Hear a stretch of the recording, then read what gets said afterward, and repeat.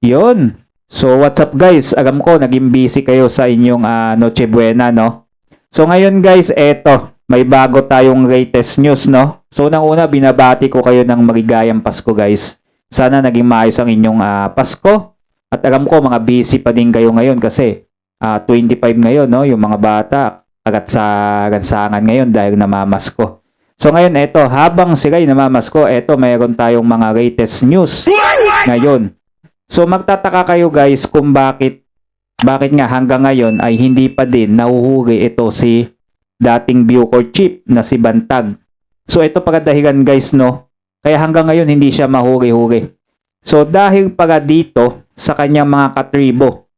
So kumbaga yung mga katribo ni Bantag ay mukhang tinatago siya o mukhang pinoprotektahan siya, no. So ngayon guys, may bagong balita dito tungkol kay Bantag, no. Ito, basahin natin galing sa TNT Abante, no.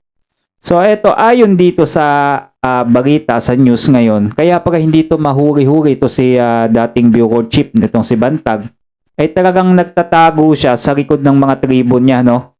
At ito, magugulat kayo guys sa balita na to. Ayon dito, hindi umano totoo na hindi alam ng mga autoridad ang kinaroroonan ni dating Bucor Director General Bantag na pangunahing akusado sa pagpaslang sa broadcaster na si Percy Rapid noong 2022. So eto, itinanggi nila na hindi daw totoo, na hindi nila alam kung nasaan daw ito si Bantag. Ang tanong, kung alam nila to kung nasaan si Bantag, bakit hanggang ngayon hindi pa nila mahuri-huri? So, gumagawa ba sila ng dahilan? O sadyang hindi talaga nila alam kung nasaan ito si Bantag?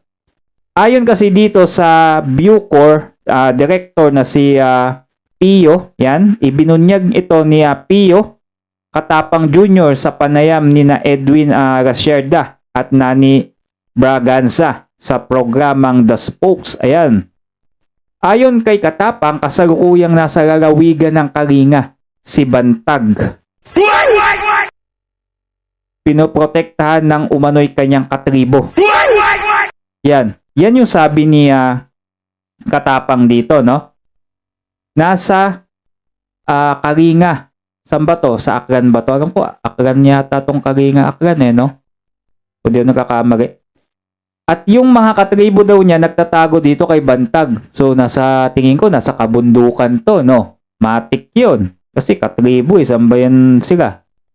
He is with his tribe. Ayan, he is with his tribe Low sa battery. Kalinga. Fees charge. Anang Bucor chief kasi ano siya, parang folklore siya doon na madami siyang naipasok na mga taga-Kalinga na nagtatrabaho ngayon sa Bucor. Nang tanungin kung bakit hindi pa na-aresto si Bantag, kasi it will be a pyrrhic victory kung mahuli siya. Pag sa tribe kasi, whether good or bad ka, ayun, poproteksyonan ka ng tribe.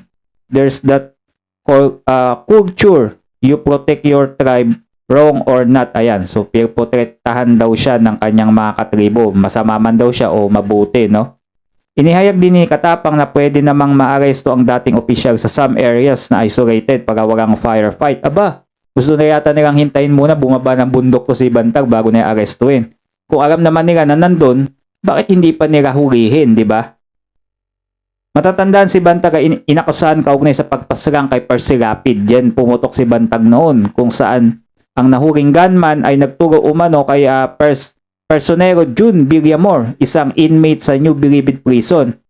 Kagauna naman ay natagpuan patay si Villamor sa loob ng piitan na laro na umanong nagparaga ng kontrobersya. Fees charge. So ayan guys, ano masasabi niyo dito, no? Sa bagong balita na to. Alam kaya talaga nila kung nasa si Bantag. Bakit ayaw pa nilang hulihin? Dahil nga natatakot yata sila sa mga tribo ni Bantag. Comment down below sa video natin. Huwag nyo din kalimutan mag-subscribe. Nagagi ko updated sa mga susunod pa nating mga video.